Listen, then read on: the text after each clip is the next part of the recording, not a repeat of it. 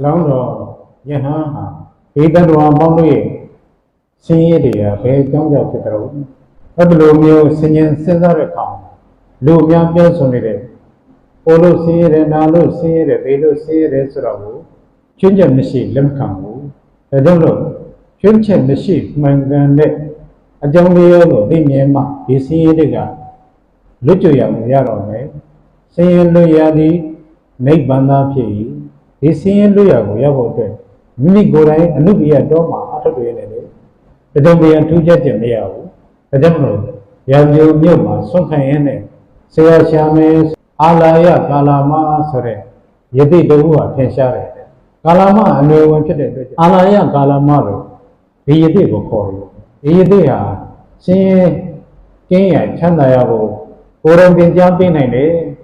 အပြောမဟုတ်ဘူးလက်တွေ့ပဲသင်ကြားနိုင်တယ်လို့ဒီလိုထင်ရှားတဲ့အတွက်ကြောင့်ရုပ်တွေအလောင်းတော်ယဟန်ဟာအဲ့ဒီယတိရှိမှာပညာသင်ကြားတယ်အဲ့ဒီလိုပညာသင်ကြားတဲ့ခါကျတော့အရူပဇံရဲ့အာကိဉ္စယရဏဇံရတယ်အာကိဉ္စယရဏဇံဆိုတာဘာမှမရှိဘူးလို့အဲ့ဒီလိုအမှတ်ပညာထားပြီးရှုတဲ့ဇံအဲ့ဒီလိုရှုတဲ့ဇံရှုနေဆဲမှာရုပ်တွေရဲ့ဘုံမှုနာမှုသိမှုကြောင့်ဖြစ်တဲ့ဆင်းရဲတွေရှုနေစေခိုက်ကပ်ဆင်းရဲကင်းနေဒါပေမဲ့ရုပ်တွေ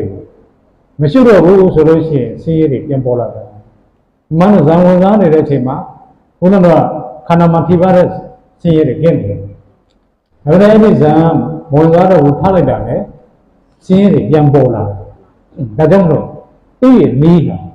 တကယ်ဧကံမုတ်ချမဖောက်မပြန်မှန်ကန်တဲ့ချမ်းသာမဟုတ်ဘူးဆိုပြီးတော့လောင်းတော့ဒီအလားရတဲ့ကိုစွန့်လိုက်တယ်အလားရတဲ့ကိုစွန့်တဲ့ချိန်မှာအလားရတဲ့ကသူ့ရဲ့ဂိုင်းကိုရှင်တွဲအုပ်ချုပ်ဖို့ပူဇော်ထုကိုခံဖို့အနံ့တယ်ဒါပေမဲ့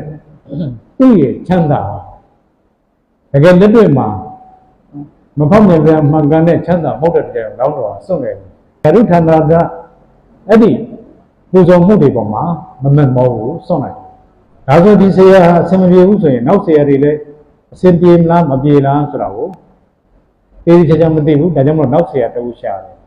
ရှာတဲ့ခါကျတော့ရောက်တယ်ဥဒကယတိကိုတွေ့တယ်ဥဒကရဲ့နီးကတော့ယာမရဲ့နီးကိုယူပြီးတော့ကျင့်တယ်ဒါကြောင့်မို့သူ့ကိုဥဒကယာမပုတ်တာခေါ်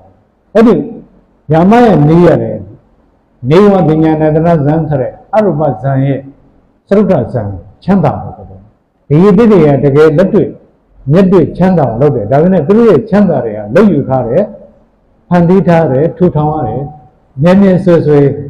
ဒီချမ်းသာတွေမရှိဘူးလုံးမရမယ့်ချမ်းသာသဘောပေါ့နော်